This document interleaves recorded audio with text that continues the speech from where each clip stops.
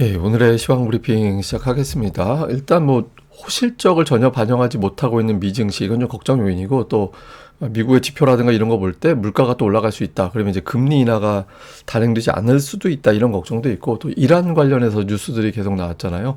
이런 점들은 좀 부담이 됐고 오전에 시장이 좀 하락하는 그런 요인으로도 작동이 됐는데 다만 이제 환율이 좀 진정이 되어 가는 듯한 어떤 움직임이 있었고 다음 주 중에 상법 개정 3탄 이게 이제 국회에 상정된다고 한다더라 뭐 이런 뉴스들이 있었고 대형주들이 워낙 잘 돌아갑니다. 뭐 돌아가면서 계속 올라가는 그런 모습이 나오다 보니까 지수가 잠깐 밀려도 곧바로도 들어올리는 그런 움직임이 나오고 있습니다.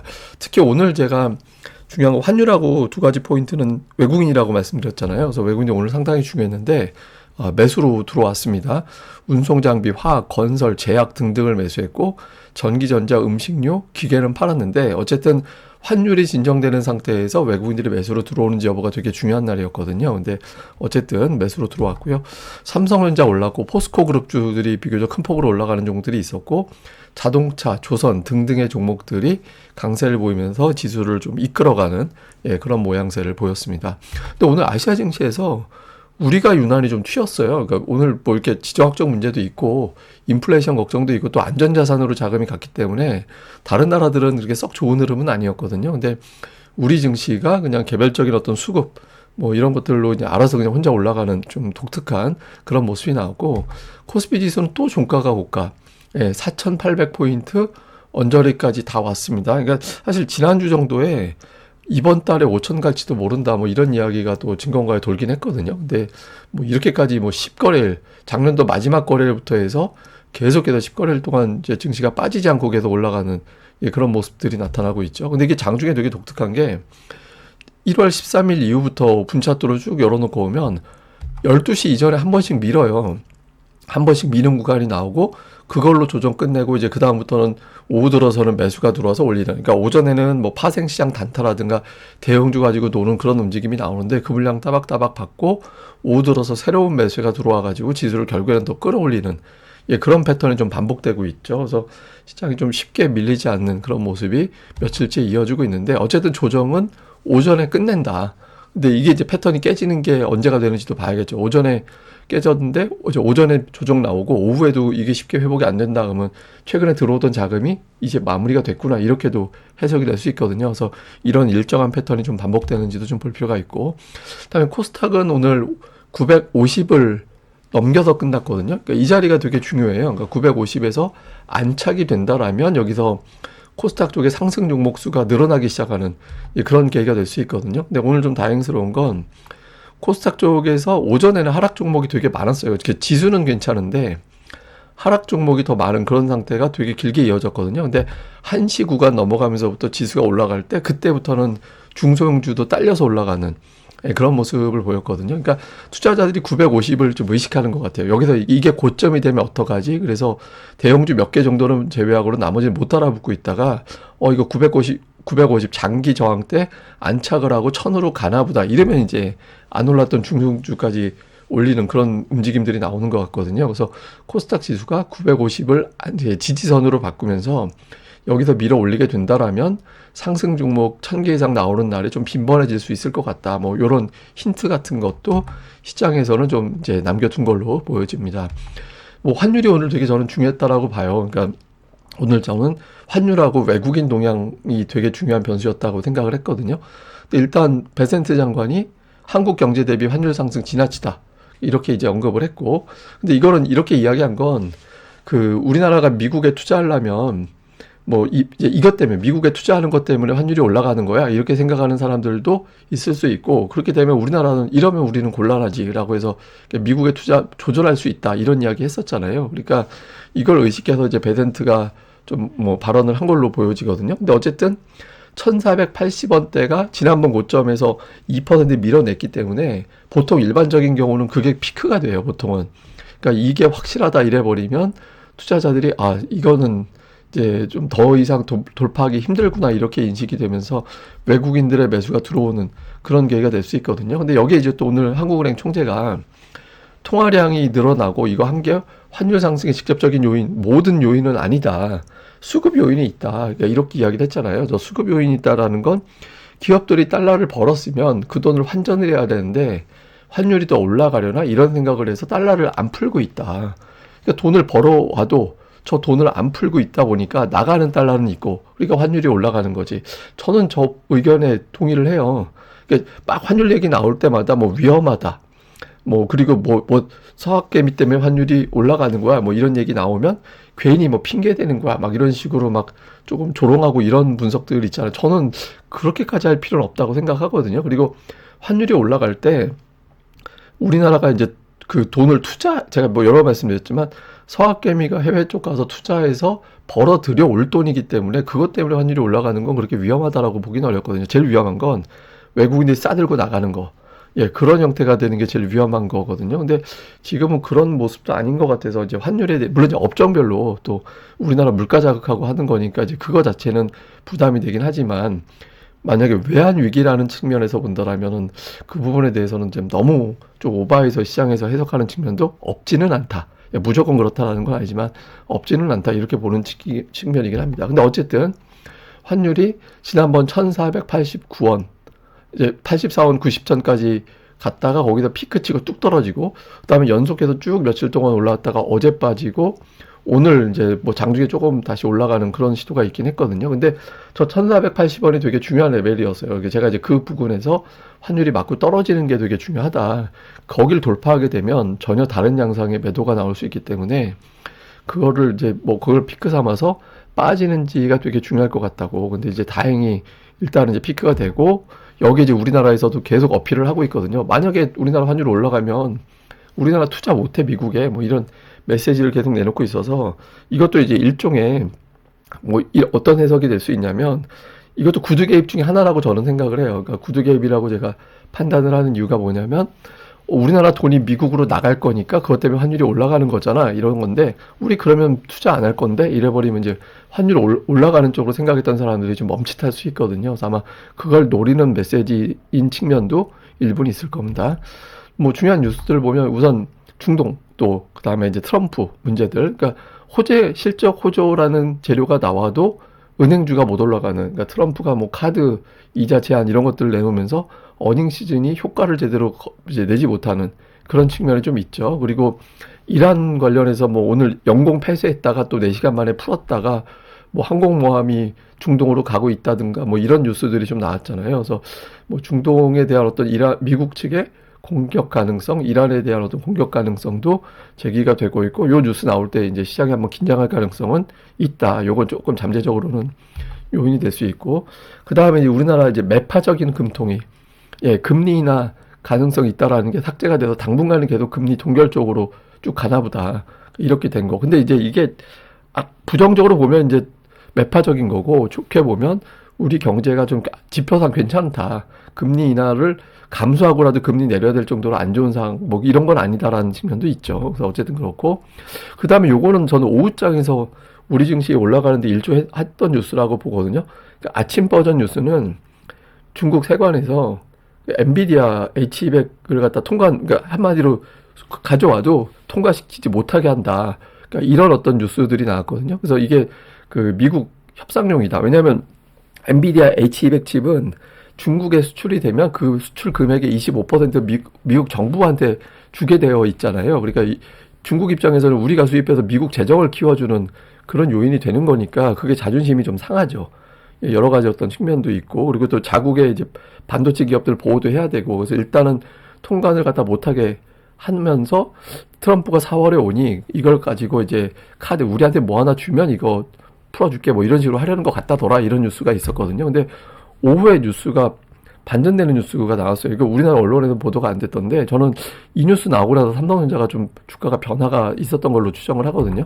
그래서 제가 그때 그 텔레그램 제 시황로 보내드리는 메시지에 이 내용 정리해 드렸죠. 그러니까 이게 그 니케이 보도를 인용해서 로이터에서 보도한 건데, 중국 당국이 H200 구매를 조건부로 허용하는 것 같다더라. 그러니까 완전 전면 금지가 아니라 총량. 예를 들면 H200 구매하면 중국 칩을 그만큼 비중만큼 무조건 쓰게끔 하는 방식, 뭐 하여튼 이런 식으로 양을 규제하는 방식으로 해서 어쨌든 구매를 할 것 같긴 하다. 이런 내용들이 보도가 됐거든요. 뭐 엔비디아 측은 원래 이런 거 나오면 이제 물어보면 답변은 잘 안 하죠. 근데 어쨌든 이런 뉴스가 나오다 보니까 그러면 뭐 우리나라 반도체 기업 뭐 밀릴 사항은 아닌 것 같은데 뭐 이렇게 또 해석이 됐던 것 같고, 삼성전자가 뭐 TSMC 실적 발표도 있긴 하겠지만 어쨌든 이 뉴스 나오면서부터 삼성전자가 올라가고 지수 더 끌고 올라가고 뭐 이렇게 된 게 아닌가 추정을 합니다. 뭐 주요 종목은 삼성전자 종가 기준으로 사상 최고치, 그러니까 중요한 자리에서, 그러니까 강세 종목 주도주는 3일 연속 조정 안 나온다. 근데 이틀 조정 나오고 이틀 올라갔죠. 삼성전자가 강하게 올라갔고, 자동차가 현대차도 오늘 오르긴 했지만 기아가 그동안에 상대적으로 자동차 안에서는 조금 홀짝홀짝 이렇게 갔었는데, 그러니까 음량 이렇게 갔었잖아요. 근데 뭐 현대차만 가나 나도 똑같이, 나도 로봇 만들 줄 알아, 뭐 이런 식으로 또 이제 기아도 또 부각되는 이제 그런 모습이 나와서 업종 내에서 또는 같은 스타일의 종목 내에서 안 오른 걸 찾아서 올리는 그런 흐름이고, 오늘 또 로봇주가 되게 올라갔는데 이 레인보우 로봇은 되게 독특한 거예요. 왜냐면 차트를 보면 거의 한 3주 동안 하락한 거를 양봉 하나로 뒤집어 버렸거든요. 이런 패턴이 되게 무섭죠, 사실은. 그동안에 하락해가지고 이제 자잘하게 이거 조금만 더 빠지면 나는 사야지 뭐 이렇게 생각했던 투자자들이 붙어오지 못하도록 한 방에 돌리는 이제 그런 움직임이 나온 거고, 그 다음에 이제 증권 업종, 그러니까 지수가 강할 때 제가 계속 증권주 차트 몇 주 동안 이렇게 우리가 같이 봐야 되는 걸로 이렇게 봤는데, 어쨌든 지수가 올라가고 이제 상법 개정안 3가 다음 주에 나올 그 국회에 상정될 걸로 알려졌기 때문에 증권 업종도 좀 움직임이 좀 나오는 것 같습니다. 그리고 유가가 올라가면서 SOL이 올라가는데, 다만 이거는 좀 주의해서 봐야 될 것 같아요. 그러니까 SOL을 주의해서 보자는 게 아니라 국제 유가가 미칠 수 있는 어떤 부정적인 요인도 있어요. 그러니까 유가가 올라가는 게 반드시 좋은 건 아니거든요. 그러니까 인플레이션에 대한 어떤 부담 이런 것도 있고, 우리나라에서는 환율도 높은데 유가까지 올라가 버리면 수입 물가가 엄청나게 뛰는 그런 결과가 될 수 있거든요. 그래서 국제 유가는 여기서는 조금 조심스럽게 봐야 되는, 그러니까 유가가 어떻게 되는지는 좀 봐야 될 것 같습니다. 근데 트럼프 입장에서는 뭐 아침에도 설명드렸듯 그 유가가 올라가면 러시아의 힘이 세지거든요. 중동의 힘도 세지고. 그러니까 그거를 원하지는 않을 것 같은데, 그러니까 그래서 유가가 계속 올라가도록 할까? 그러니까 이거에 대해서는 좀 의문이 있긴 합니다. 근데 어쨌든 뭐 국제유가 당분간 좀 주의하면서 봐야 될 것 같습니다. 자, 대형주는 탑 10에서 8개 오르고 2개 빠지고, 그러니까 이런 구도가 됐고, 모처럼 삼성전자, SK하이닉스가 32포인트 올라서 전체 지수 상승폭의 거의 한 40% 정도 비중을 차지하는 이제 그런 역할을 좀 했고, 현대차, 기아가 좀 많이 올랐습니다. 현대차 시가총액이 이제 LG에너지 솔루션하고 거의 좁혀져 가는 이제 그런 단계로 보여지고, 코스닥은 시가총액 탑 10이 다 올랐는데 나머지 다 자잘하게 올랐고, 오늘 그냥 로봇주, 레인보우 로봇이 시가총액 10조가 됐습니다. 이렇게 되면서 로봇주가 오늘 코스닥 지수 2포인트 넘게 끌어올리는 그런 역할을 좀 한 그런 날이었고요. 자, 수급에서는 외국인, 오늘의 관전 포인트 환율 플러스 외국인. 그러니까 환율이 어떤 1480원 안 넘어간다라는 기대가 생기면 외국인들은 매수할 수 있다. 근데 다행히 이제 오늘 매수로 들어왔죠. 그리고 특이한 게 오늘 또 제가 지금 3일 동안 계속 이 차트 보여드리고 있거든요. 막 오전에 매도하고 오후에 들어서는 이제 매도를 줄이는 그런 패턴이었잖아요. 이번 주 들어 월화수가. 근데 오늘은 아예 그냥 매수로까지 뒤집어 버리는, 장중에 최대 매도도 2천억 원 안쪽이었고, 이제 그 저점에서부터 이제 5천억 정도 사들이면서 이제 플러스로 마감이 되는 그런 모습을 보죠. 근데 이제 좀 아쉬운 건 순매수가 3천억이지만 순매수 금액도 좀 어정쩡하고요. 그러니까 오늘 같은 한 5천억 들어와야 돼요.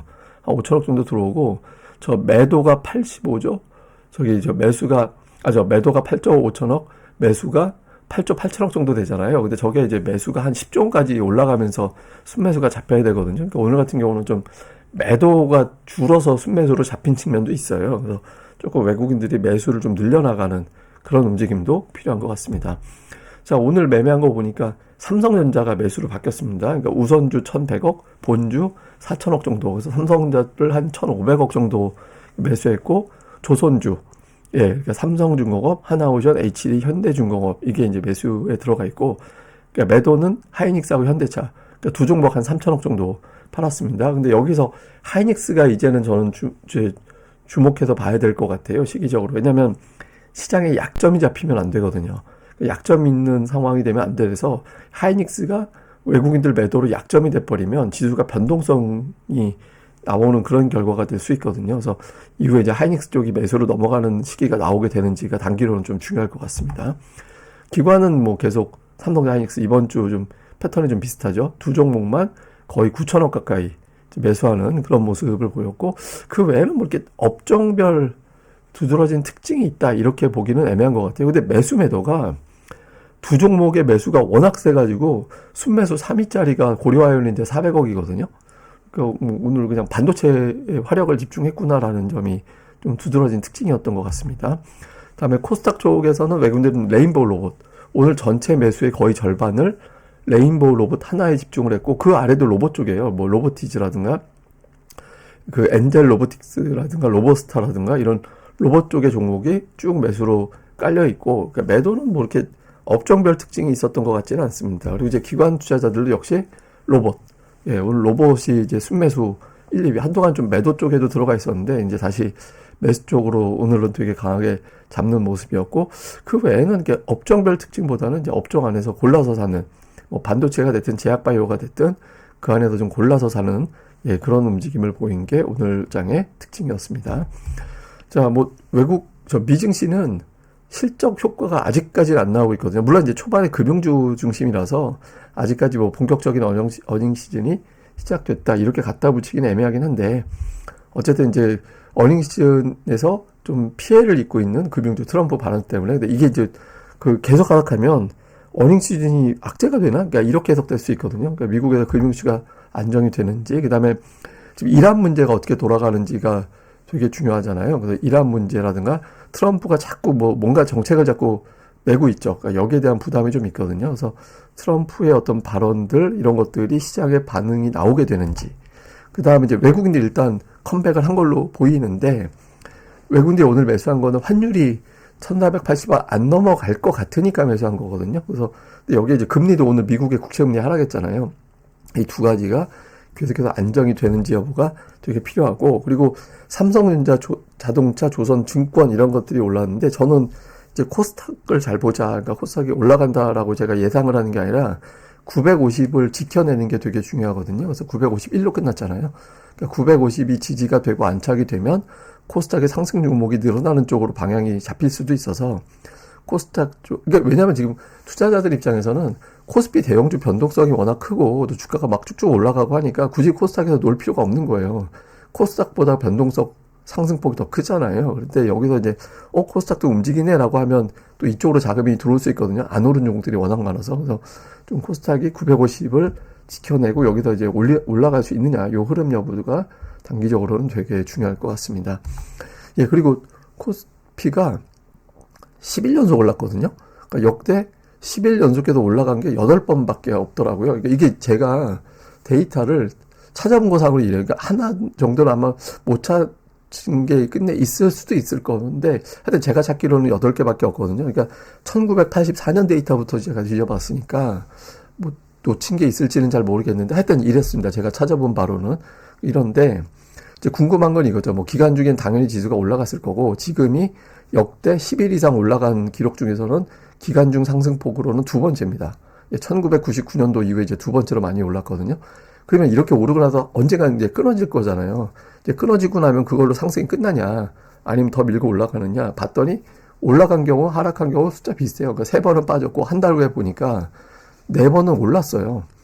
예, 그래서 뭐 이게 뭐 여기서 끝난다고 해서 반드시 지수가 고점 치고 끝난 거다 이렇게 갖다 붙이기는 좀 애매한 것 같아요. 그래서 뭐 그때그때마다 이슈가 중요한 거라서 이번 상승이 끝났다고 해서 무조건 이제 이걸로 끝이야 이렇게 하기보다는 그때 나오는 재료를 다시 한번 판단해 보면 될 것 같다. 뭐 이 정도로 보시면 될 것 같습니다.